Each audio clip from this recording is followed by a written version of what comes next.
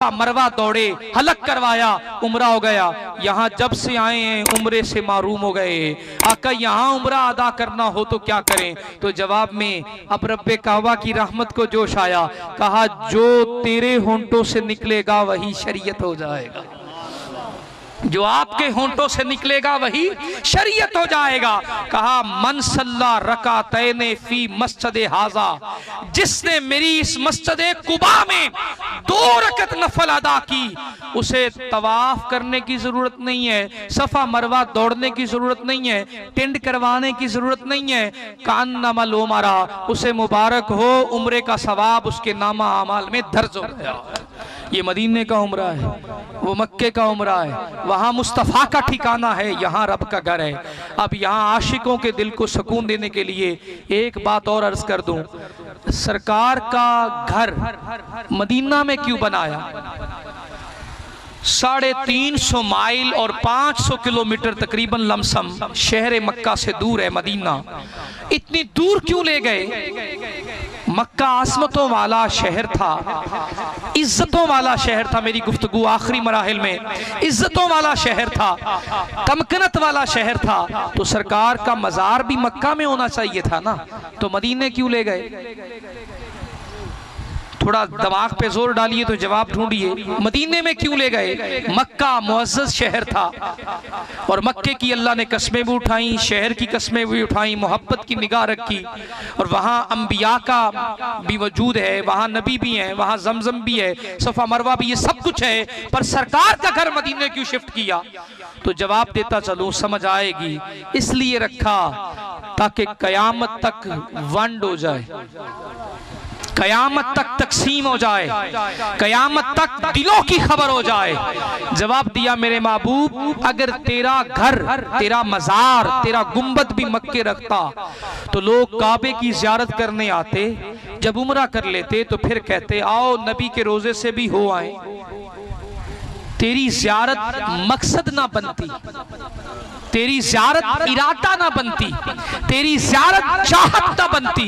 लोग काबे की नीयत तो घरों से करके आते, तो तेरे घर की जो ज़ियारत होती वो उसके ज़िमन में आ जाती, उसके ज़ैल में आ जाती, उसका कोई अलग मकाम नहीं बनता था।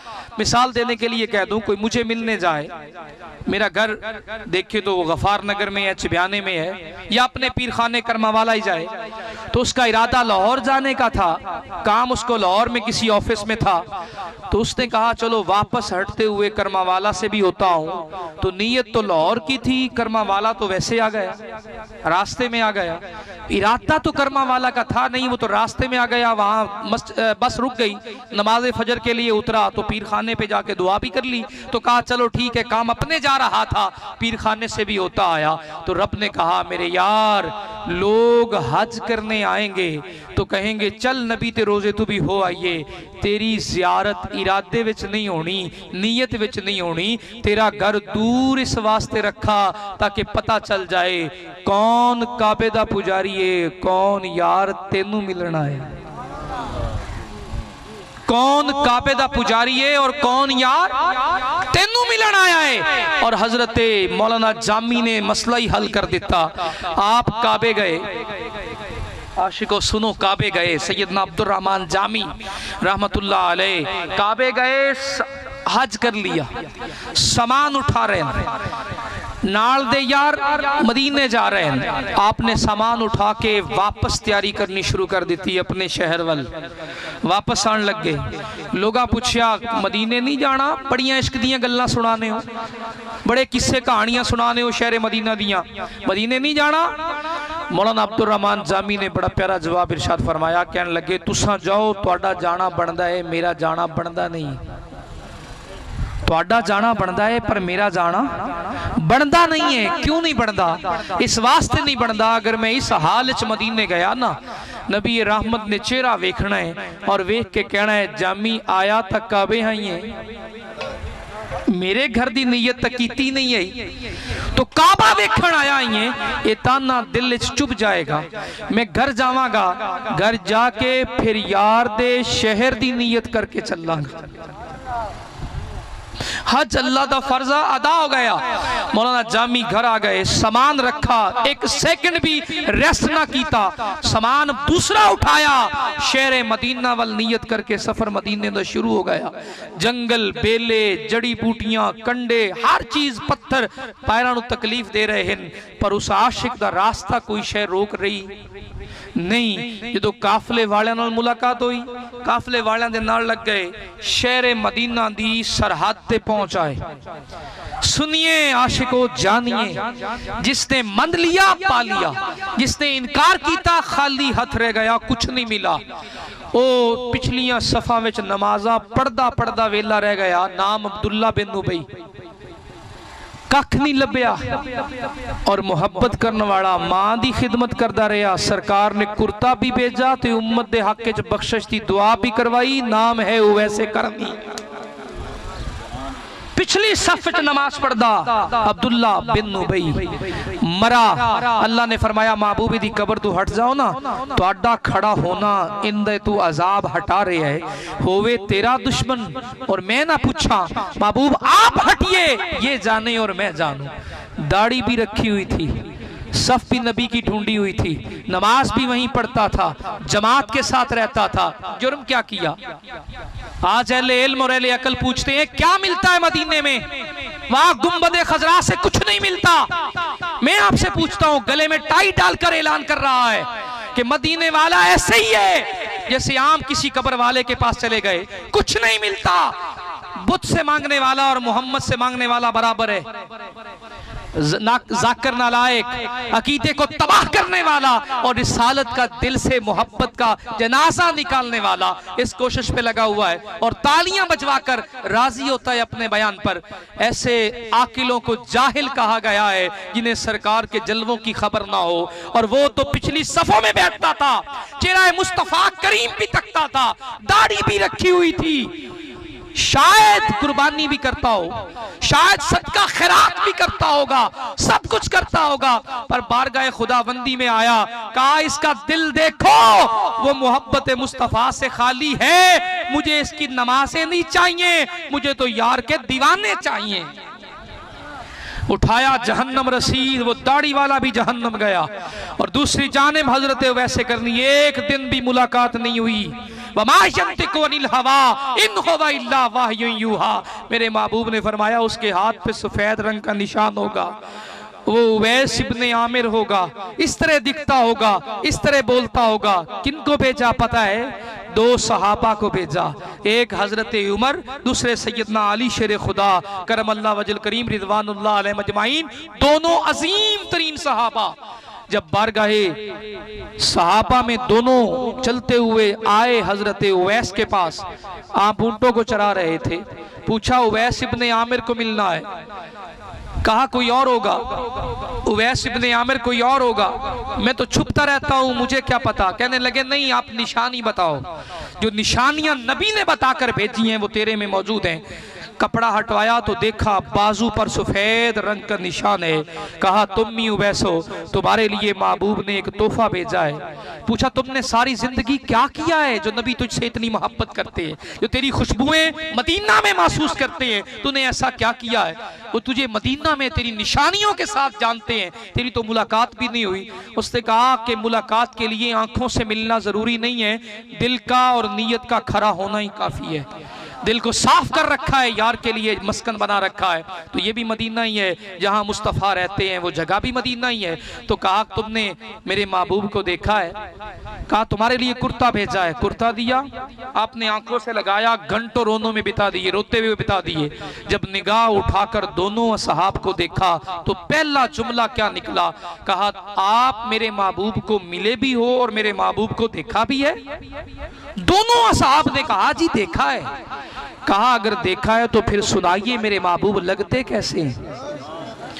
उनके ये भवें मिली हुई थी या अलग अलग थी, उनकी जुल्फें कैसी थी, उनके बाल कैसे थे, उनका चेहरा कैसे था, उनकी गर्दन कैसे थी, उनके सीने की गुलाइयां कैसे थी, सरकार की पुश्ते अक़दस कैसे थी, आका के कदमे अनवर कैसे थे। दोनों सहाबा, दो खतीब हैं, सुनने वाला एक है। जहां हजरत उमर फारूक रदी अल्लाह ताला अन्हु खामोश होते हैं, वहां से हजरत अली शुरू कर देते हैं। जहां बयान सैयदना उमर फारूक का मुकम्मल होता है, वहां से हजरत अली शुरू करते हैं, और जहां हजरत अली शेर खुदा रुकते हैं, वहां से हजरत उमर फारूक शुरू करते हैं। घंटों गुजर गए जिक्र मुस्तफ़ा में, बस नमाजों का वक्फा होता रहा, नमाजें पढ़ते रहे, जिक्र मुस्तफ़ा जारी रहा। जब बात पूरी हुई, अब आशिक से पूछिए क्या मिला। जब बात पूरी हुई तो उस आशिक ने निगाह उठाकर दोनों असहाब को देखा और पूछा, आपने वाकई मेरे मुस्तफ़ा को देखा है? मौलाना रूम ने मसनी शरीफ में लिखा है, वाकई मेरे मुस्तफ़ा को देखा है। तो जवाब में मिला, हाँ जी देखा है। कहा फिर एक बात मैं भी कर दूं, जितनी आपने सुना ली मैं भी सुना दूं। क्या? आपने जितना देखा है ना मेरे मुस्तफ़ा करीम को, वो तो मेरे आका का साया था। लम यारिफनी हकीकतहू, उसकी हकीकत तो दुनिया में आई ही नहीं है। वो तो एक परतौ था, एक तजल्ली थी जो उतर कर आई। जो आपने देखा वो तो जलवे और साए के किए हैं, हकीकत मुस्तफ़ा तो उससे अलग है। अब आप क्लियर बताइए, गलत कहा? आप बताइए, बयान करने वालों ने गलत कहा? दोनों अपनी अपनी जगह सही है।